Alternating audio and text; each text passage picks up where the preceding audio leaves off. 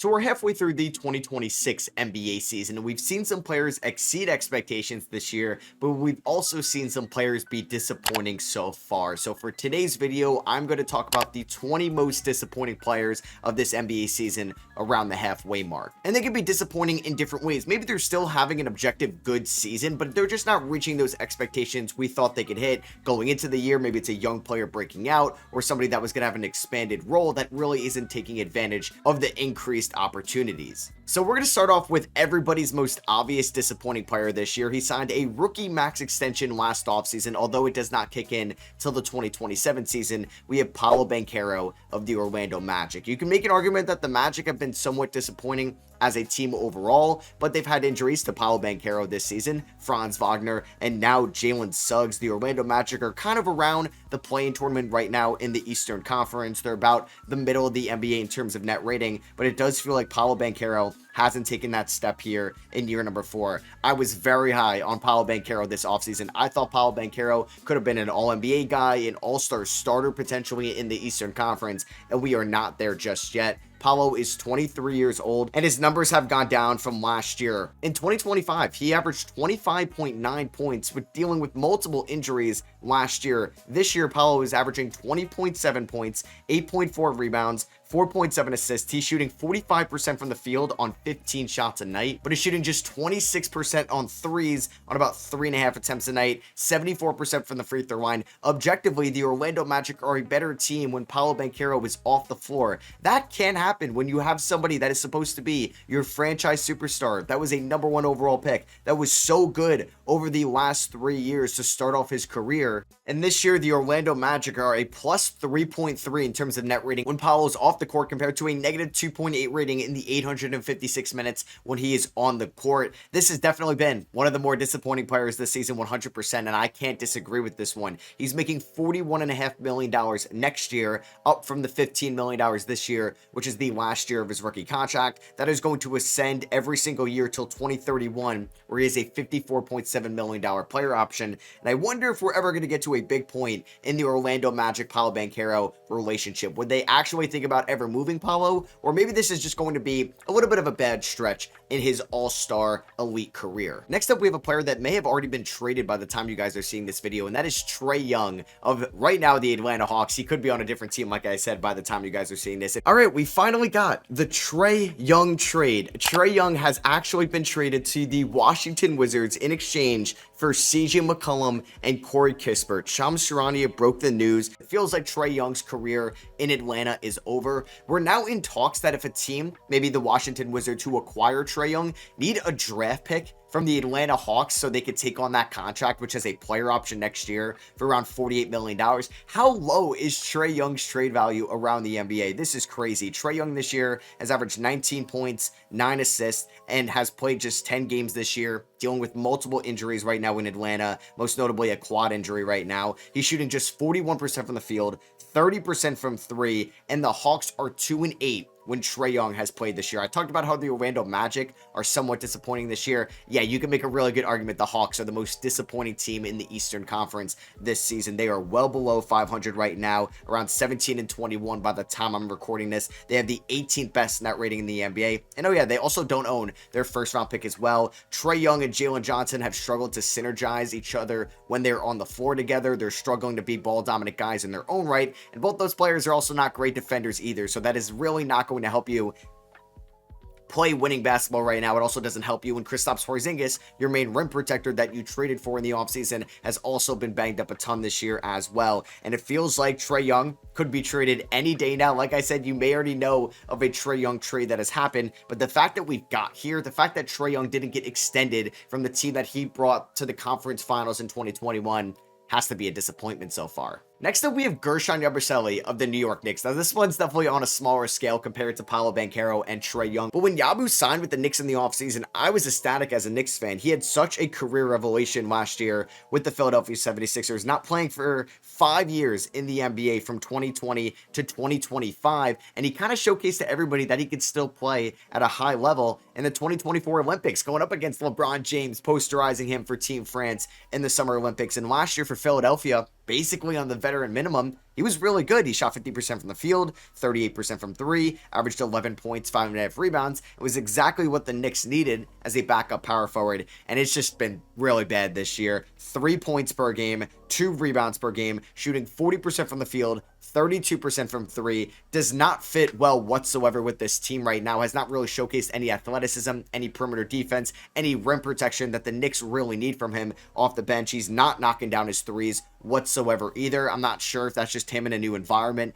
under Mike Brown. Maybe he just kind of peaked last year playing on that 1-year deal, and now we got a little bit more security, getting $5.5 million from the Knicks in the offseason, and then he has a $5.7 million player option next year. He was supposed to be a vital part for the Knicks, getting that taxpayer exception New York gave him back in July, so I feel like there's a chance that he could get traded from the Knicks this year. It's definitely been disappointing so far. Now we're going to talk about a player that's only played 6 games this year, that's not going to play another game in the 2026 season, and that is Bradley Beal of the Los Angeles Clippers. The LA Clippers gave up a 20-plus point per game scorer in the offseason in Norman Powell. They sent him to the Miami Heat so they can get John Collins, and they thought they were able to replace Norman Powell's perimeter scoring ability with Bradley Beal, who got waived and stretched out by the Phoenix Suns. He signs for about $5.5 million on a 1+1 with a player option with the Clippers, and he averaged just 8 points, 0.8 rebounds, 1.7 assists in the 6 games he played with the Clippers. He shot 37% from the field, 36% from three, 75% from the free throw line. He had season-ending hip surgery. He was playing abysmal defense out there for the Clippers. And in those 6 games that he played in, they ended up going 1-5. You guys remember how bad the Clippers were to start off the year. We thought it was this doomsday scenario where they could give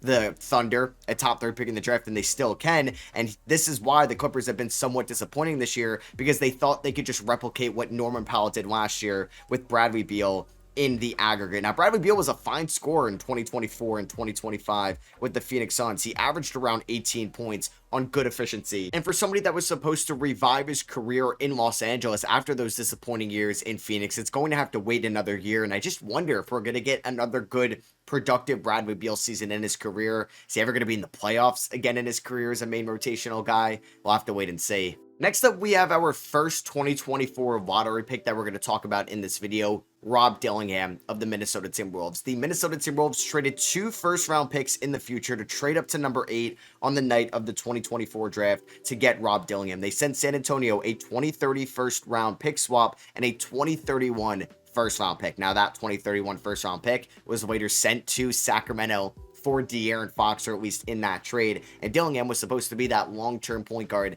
next to Anthony Edwards, and I don't think we're ever going to get there. Rob Dillingham is 21 years old. He's played about 80 games in his career, and his career averages right now 4.2 points, 1.1 rebounds, 1.9 assists, shooting 40% from the field, 34% from three, and 66% from the free throw line. Yeah, it's kind of been a disaster so far in Minnesota for Rob Dillingham. He's not looking as a defender. He's not looked great as a shot creator. He's not finishing around the rim whatsoever. And he's been lapped by Bones Hyland. Remember Bones Hyland, who's kind of flamed down on a couple teams, who's actually finding himself a nice role in Minnesota right now because of how underwhelming Rob Dillingham has been so far. And Rob Dillingham was a top 10 pick, so he's making $6.5 million this year, $6.8 million next year, and has that $8.7 million team option for the 2028 season. I don't think that 4th-year option is going to get picked up, because $8.7 million for somebody that can't even be a rotational guy for you is such a burden with the new CBA and the new second aprons, where you really need to hit on every single dollar if you want to be a competitive team year in and year out. So Rob Dillingham's time in Minnesota could be coming to an end very soon. It could be coming to the end this year at the deadline, and it's definitely been a disappointing year and a half so far in his career. I mean, another disappointing player so far this year is probably going to get traded this year. He might get traded at 12:01 on January 15th.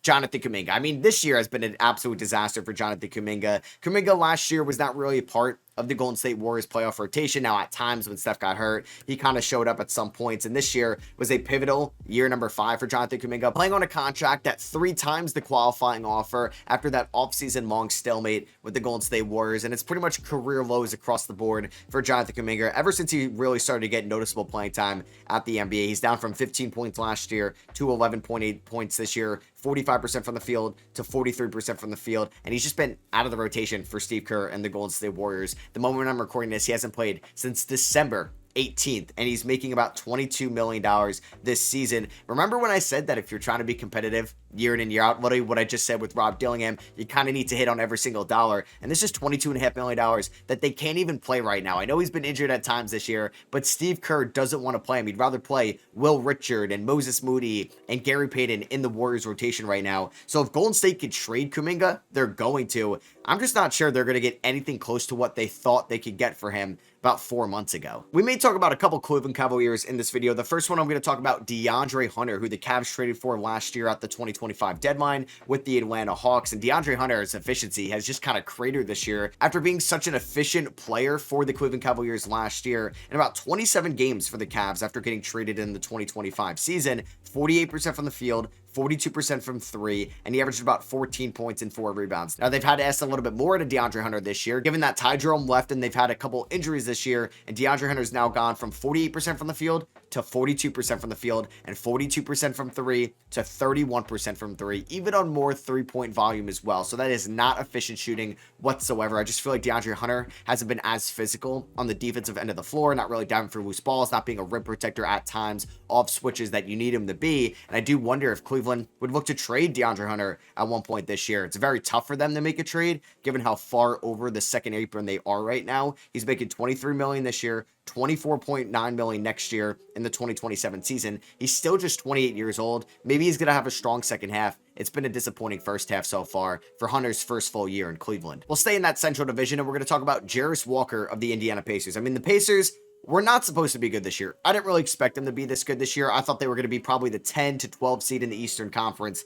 It is so much worse than that. Yeah, the Indiana Pacers are 6-31 the moment I'm recording this. 6-31. They're worse than the Pelicans, the Kings, the Wizards, the Nets, the Hornets, the Jazz. How? How is this team so bad? Well, obviously it doesn't help when you lose your franchise superstar to a torn Achilles in Tyrese Halliburton, and you also lost your starting center last year, and none of the young guys, including Jarris Walker, have stepped up this year. Jarris Walker was the 8th overall pick back in the 2023 NBA draft, and we just wanted Jarris Walker to get more consistent playing time in Indiana under Rick Carlisle because we thought he can actually break out to being a good role player. It was just in and out of the rotation, in and out of the G League. Well, it's not been good this year with his increase in playing time. He is averaging 9 points, 4 rebounds, 2 assists per game, all at a career high, but he's also shooting 36% from the field, 33% from three, 79% from the free throw line. He is struggling to back down guys that are a lot smaller than him, that are not as strong as him, and I just feel like he's not gelling in this Indiana Pacers offense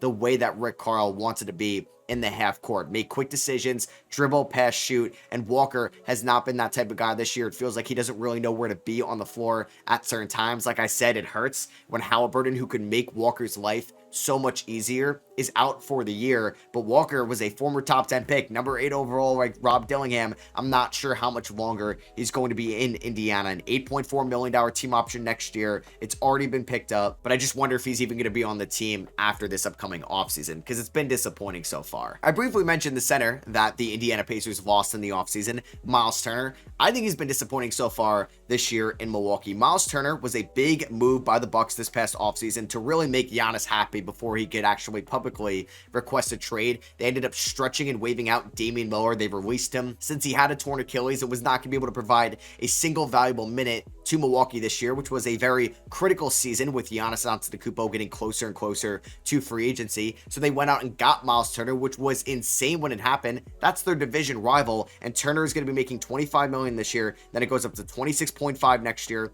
$27.8 in 2028, and then has a $29 million player option in 2029. He has not played like a $100 million guy this year. Miles Turner has been fine, but he's supposed to be more than fine. He's shooting 41% from the field for a big man. He's shooting 47% on twos for somebody that is 6'11". At least he is fine from three, 37.5% from three on about 6 attempts a night, 12 points, 5.5 rebounds. He's got to be a better rebounder than this. For everybody that gives smack to Jaren Jackson Jr. for not being a good rebounder, we kind of have to do the same with Miles Turner as well. And I think sometimes Miles Turner can provide a lot of value for you on the defensive end of the floor. He's not even giving that to Milwaukee this year. Like, he's not been in that top tier defenders like a Gobert, like a Bam, like a Scotty Barnes, like a Wemby this year in that front court whatsoever. And there's a chance they would actually trade away Miles Turner this year if there was an opportunity to get somebody that's bigger on the open market. So yeah, I just think that Miles Turner has been flat out disappointing this year. In Milwaukee, I think we were expecting more than maybe what he could provide as well. That's not his fault. but when you sign a $100 million contract, I expect a little bit more out of you. Since I talked about the number 8 overall pick being disappointing in the 2024 draft, I have to talk about the number 1 overall pick being disappointing in Zaccharie Risacher for the Atlanta Hawks. It's never good when a team that makes a selection at number 1 overall would actually be willing to trade away that player a year and a half later, and that's what's been in rumors as of late. If the Hawks wanted to go out and make a splash, they would trade away Risacher, which is kind of crazy given that he just turned 20 years old last April, but his numbers are down this year compared to last year. He's shooting about the same percent from the field, but in about 1 less attempt a night. He's shooting 2% less from 3. He's averaging 10.8 points compared to 12.6 points last year. I don't think he's looked that good defensively either. He hasn't been more physical. He hasn't been more kind of like stout and sturdy on the perimeter. He's getting blown by guys. He doesn't look as physically imposing that maybe we thought he could look in year number 2 compared to year number 1. He's very skinny out there compared to the guys he's guarding on a night-to-night basis. When he gets the ball on the perimeter, he sometimes doesn't know what to do with it. It's either a 3-point shot or bust. He never really puts his head down and try to get to the rim, or at least he doesn't do it as much as you would like him to in that Atlanta Hawks offense. Now, the Hawks have been disappointing this year. I've said that multiple times in this video. Quinn Snyder might not be coaching this team next year. I think it would be not wise for the Hawks to give up on Risacher already, but when you have the expectations with that number 1 pick under your belt, this season has to be a disappointment for Risacher and Hawks fans, and probably the Hawks front office that selected him a year ago. Now, vibes have been good in San Antonio. They've been sliding a little bit after beating OKC on Christmas Day, but they're still a really good team compared to just almost everybody else in the NBA. A lot of guys are breaking out this year. A lot of guys have been pretty much as expected. One guy, though, has been disappointing, Jeremy Sochan. And yeah, this is also a pivotal year 4 for Jeremy Sochan, who could be a restricted free agent at the end of the year, and he's kind of fallen out of the rotation for the San Antonio Spurs. Over his last 5 games played, 14 minutes, 6 minutes, 1 minute, 10 minutes, 16 minutes. And honestly, if there weren't the injuries to Wemby and Devin Vassell, he wouldn't be in this rotation right now either. He has career lows across the board. Like I said, last year, he averaged 11.4 points in San Antonio, down to 4.8 points this year, 3.2 rebounds, 1.2 assists, 48% from the field, 24% from 3, 68% from the free throw line. He's going to be a free agent at the end of the year. This is the last year of his rookie contract at $7 million.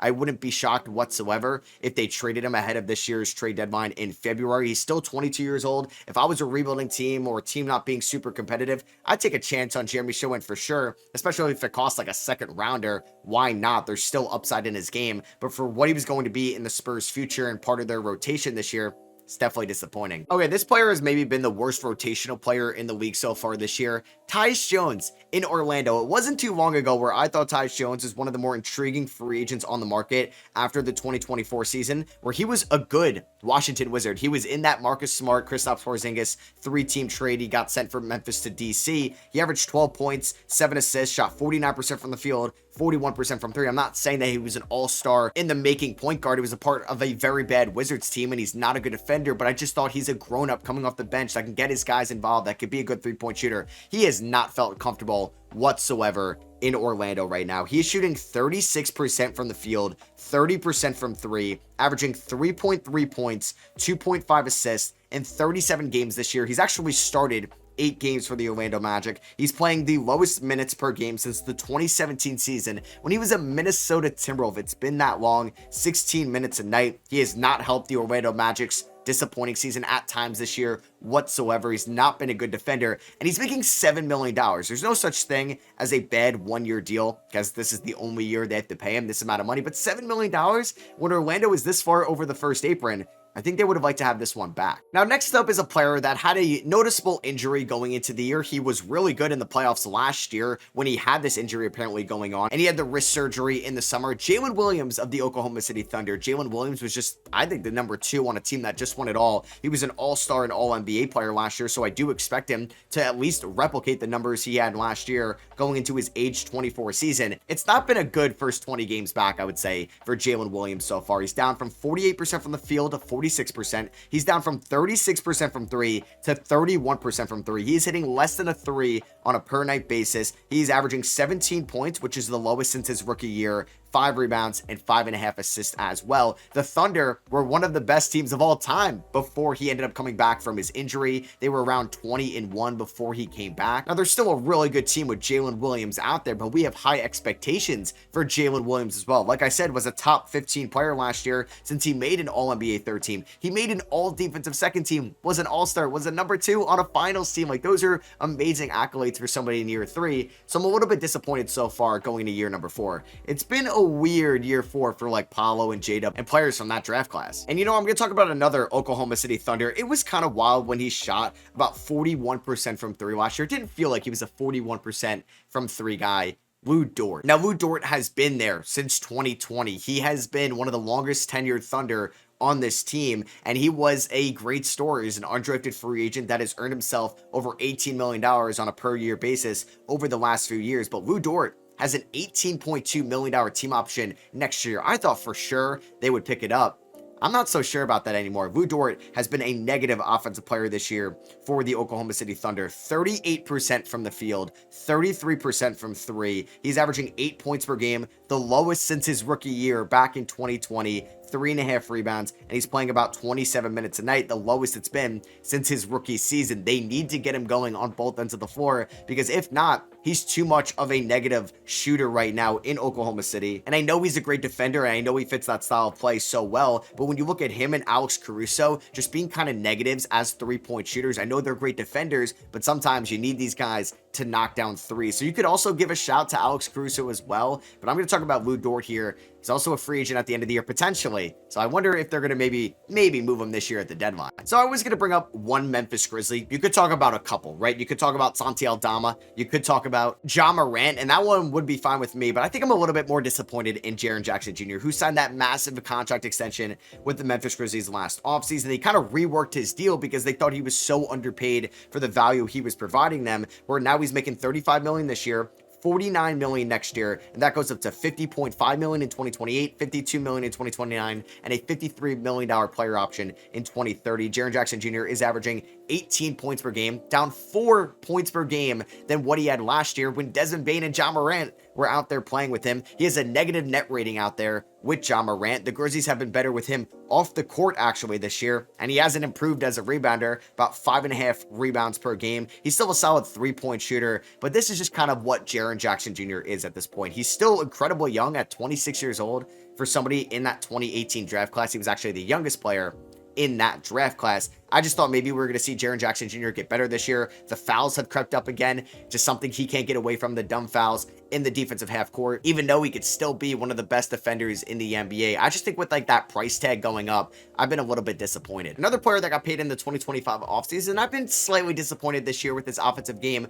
Toumani Kamara in Portland. And Trailblazers fans, I'd love to know if you agree or disagree with this one as well, but I do feel like Toumani Kamara has not been as physical or as efficient around the rim this year, and the numbers back that up as well. He's shooting 41% from the field and is shooting 35% from 3, both wildly down from last year. It feels like he's been more passive down low as well. He's shooting 5% worse at the free throw line as well. He's still averaging 13 points, 5 rebounds, 3 assists. Toumani has been a solid player this year for Portland. I just thought maybe he would have taken a leap. He would have been a little bit more aggressive. I think he's been a little bit too passive this year. He's 25 years old. He did get a very nice extension going into year number 3, where this year he's making $2 million. Then it goes up to $18 million, $19 million, $20.9 million, and then $22.4 million in 2030 when he's going to be around 30 years old. He's kind of been out of the rotation now, and it makes me sad because I was excited to see him on a good team this year, but he has been maybe the worst efficient player this year, if that even makes any sense. But yeah, I gotta talk about Lonzo Ball in Cleveland. Like, he's up there with Tyus Jones. It's maybe the worst rotational point guard in the league this year. Now, Lonzo Ball has some fine defense. He still makes some really nice passing reads out there, both in transition and in the half court, but he can't knock down a shot whatsoever, and you can't play him out there. Craig Porter Jr. has outplayed Lonzo so much more this year. Lonzo in 27 games, 30% from the field in 22 minutes a night on 5.5 shots a night, 26% from 3, guys. 26% from 3 on 4.5 attempts. He's also shooting 70% from the free throw line, taking about 0.7 free throw attempts a night, 5 points, 4.5 assists, 4 rebounds. If Lonzo could knock down his threes, he'd be the perfect backup and maybe even starter at times next to Donovan Mitchell, but he didn't even play the other day against the Indiana Pacers because Craig Porter Jr. has played so much better than him this season. And it's just disappointing because I wanted Lonzo to succeed this year in Cleveland. And I remember when I made this video last year around this time, I had this player in it as well. Bam Adebayo with the Miami Heat. Man, Bam has not taken that offensive leap that I thought he was going to after the 2023 season, where he averaged a career high 20.4 points per game, and it's been going down year by year. He averaged 19 points in 2024. They trade Jimmy last year, but he averages 18 points per game, and he really struggled with his three-point shot in the first half. This year, the three-point shot came alive out of the gate, but it's coming back down to earth a little bit. Bam, who is also a 6'9" center out there, is shooting 45% from the field, 32% from three. He is shooting 50% on twos, which is way too low for somebody that's Bam's size. 17 points per game, 9.5 rebounds, about a steal a night, 2.5 assists. He's still a good defender out there. I don't think he's been a top 3, top 4 big man defender, and Bam is still making a lot of money in Miami as well. Bam is making about $37 million this year, $49.8 million next year, $53.7 million in 2028, and $57.7 million in 2029. Heat fans, let me know if you agree or not, but I do think it's been underwhelming for Bam in Miami since they traded away Jimmy Butler. So the second and last spot came down between 2 Hawks players, and I would love to know, Hawks fans, who do you think's been maybe more disappointing, Kristaps Porzingis or the player I'm going to talk about here, Dyson Daniels. Now, Dyson Daniels has been at least healthier than Kristaps Porzingis this year. That's why I ended up going with him here. But Dyson's three-point shot has also just cratered this year. Maybe last year is going to be an outlier on his career. 34% from 3 on 3 attempts a night. We're down to 11% from 3 on about a 3.5 a night. He's shooting 49% from the field, a really good 56% on twos, averaging 11.7 points, about 2.5 less than what he did last year. He's averaging more assists, more rebounds, and I think he's going to be a good point guard, a good facilitating point guard when they inevitably trade away Trae Young. He's averaging less steals per game as well. Maybe not taking that leap fresh off this contract extension where he's still making $7.7 million this year, $25 million even for the next 4 seasons. Maybe I just thought there was going to be another offensive leap to his game this year. He's still just 22 years old. So yeah, Hawks fans, would you have gone with KP here, or do you agree with my Dyson Daniels pick? So for my final player here, I want to reiterate that this could be a player that I just had really high expectations for this year. Is still a good player, but I just think could be a great player, and that's just the exact reasoning for my final selection, Evan Mobley in Cleveland. Evan Mobley this year has averaged about 18 points, 8.5 rebounds, and 4 assists a night. He's actually down in his scoring this year relative to last year when it felt like everybody was eating in Cleveland, and now they need Evan Mobley to step up, and that's why the Cavs have been slightly disappointing so far this year, already accumulating 17 losses when their final loss total last year was 18. When you need him to get 25 and 10, he gives you 18 and 8. When you need him to give you 23 and 9, he gives you 18 and 8. Hey, if you just need 15 and 10, he's going to give you 18 and 8. And I'm not sure if there's going to be a week to Mobley's game. His three-point shot this year has actually gone down by 5 percentage points from 37% last year to 32% this year. He's shooting just 56% on twos, which is crazy for somebody that's basically 7 feet tall. He's the reigning depoy, but I don't think he's been a top 3 or top 4 defender so far this season. So Evan Mobley's still been a fine player. He's still been a really good player and could end up becoming an all-star. Who knows? I just think relative to the expectations off that rookie extension, off the depoy, off the breakout offensive season for a 64-win Cavs team last year, it's been disappointing this year. So yeah, that's gonna be for me. Hope you guys did enjoy. If you did, I'd appreciate you dropping a thumbs up. Let me know if you agree or disagree with any of these 20 disappointing players that I talked about in this video. If you did, let me know down below. Why? If there's somebody I missed, let me know down below as well. Hit that subscribe button if you're not already. Catch you guys in the next one. Peace.